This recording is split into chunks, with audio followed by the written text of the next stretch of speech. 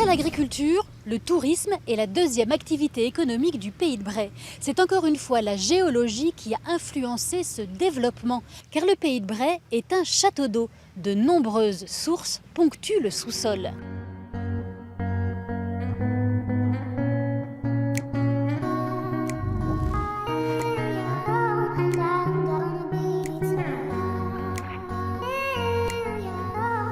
Nous sommes donc dans le bois de l'Épinay en compagnie de Stéphanie Herchuet. Vous êtes guide conférencière à l'Office du tourisme de Forges-les-Eaux et nous arrivons à la source de la Chevrette. Exactement, la source de la Chevrette, située en plein cœur du bois de l'Épinay. Ah, ça sent le vieux clou rouillé. Quelles sont ses vertus? Alors en fait, les eaux ferrugineuses, grâce à leur teneur en fer, ont permis pendant des siècles de soigner l'anémie, mais aussi par ricochet la stérilité. Et c'est ce qui a fait la gloire de Forges-les-Eaux. Aujourd'hui, c'est plus le cas. Forges-les-Eaux n'est plus une station thermale, mais nos eaux ferrugineuses existent encore, dont la Chevrette. Comment ça s'est terminé?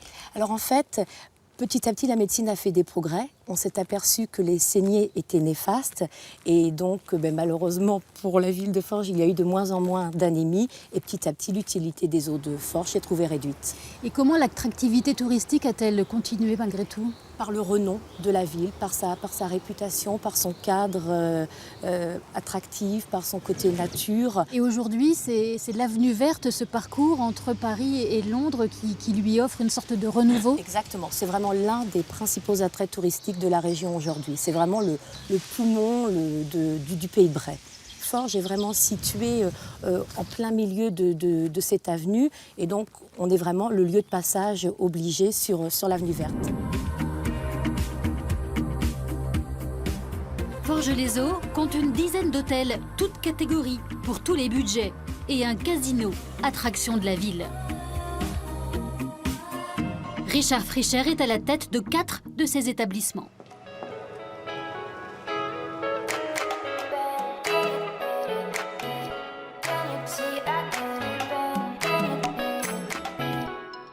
Vous avez ici donc tout cet espace botanique qui est délimité, qui est décrit, vous voyez. Là-bas, vous êtes sur le mini-golf et on va passer sur le golf juste après.